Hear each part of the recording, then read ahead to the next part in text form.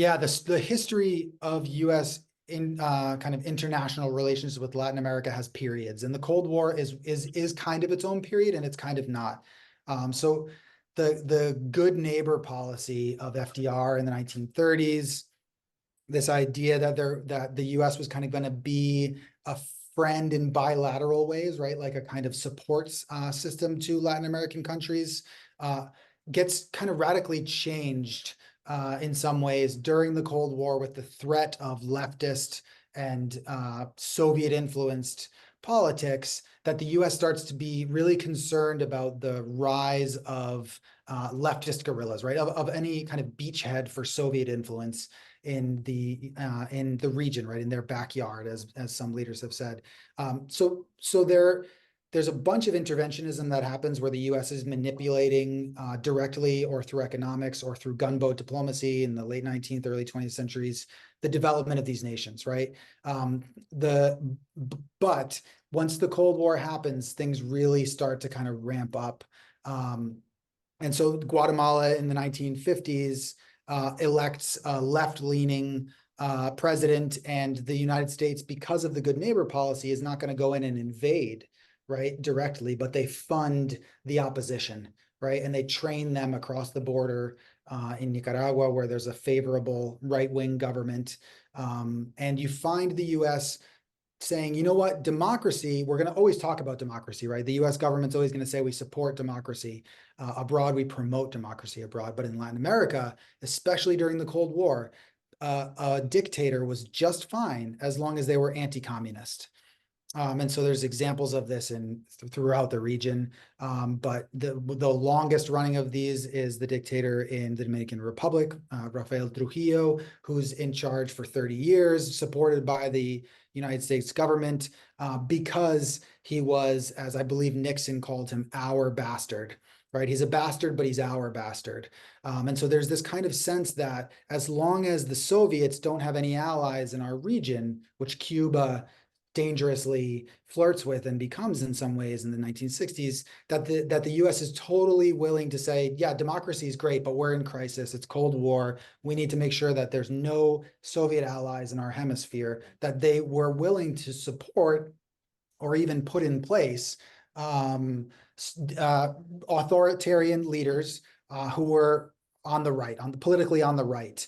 And so there's a lot of really good scholarship in the last 20 years that pushes back on this idea of the US being this kind of puppet master, that it's not just this kind of conspiracy theory where the CIA is the one pulling the strings. There are people on the ground in Buenos Aires. There are people on the ground in Santiago de Chile, in all of these places where there's been coups that have put in place, or where there's been support for right-wing dictatorships. There are people on the ground who want it also. There's a long history of right-wing political activism in these countries too, right? So it's weird to give agency to people who like supported a right-wing dictatorship, but I think it's important because it's not just the big bad US doing this thing. It's the US taking advantage of its economic and political clout to kind of push things in the direction that they want them to go.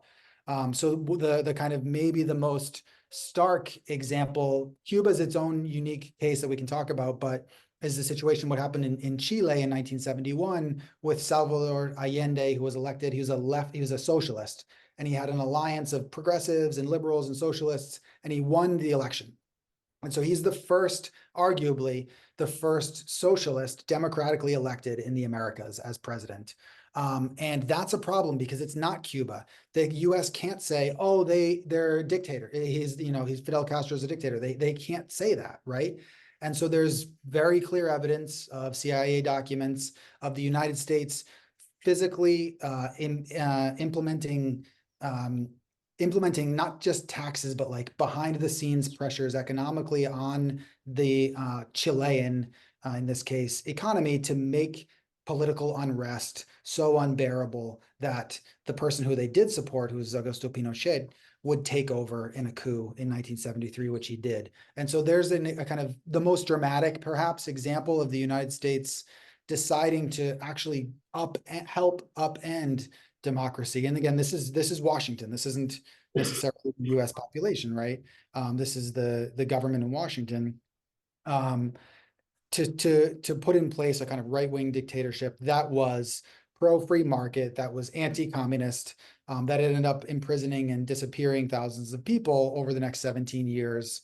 And that is part of the kind of realpolitik of Cold War Western Hemisphere politics, where the United States did what it believed it had to do, right? The president's in charge, whether it's Nixon, Johnson, whoever, did what they needed to do to maintain complete influence, if not dominance, throughout the hemisphere. And the Cuban Missile Crisis is the kind of one big scare, right? Where Cuba is seen as housing and playing kind of host to Soviet intrigue 90 miles from Florida, right?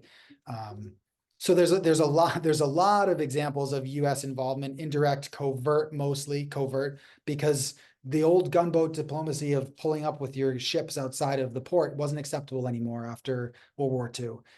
It really was almost all kind of CIA. Development banks were really important. So the kind of applying of strings attached to funding. So the USAID might say to Bolivia, hey, Bolivia, you guys have a bunch of lithium mines, or then this time maybe it was copper, and we want the right-wing government to win so that the Soviets don't have a friend here.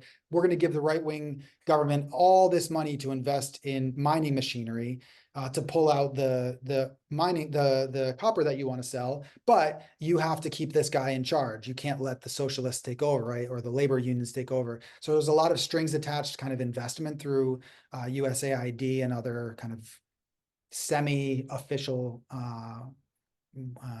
funding, I guess.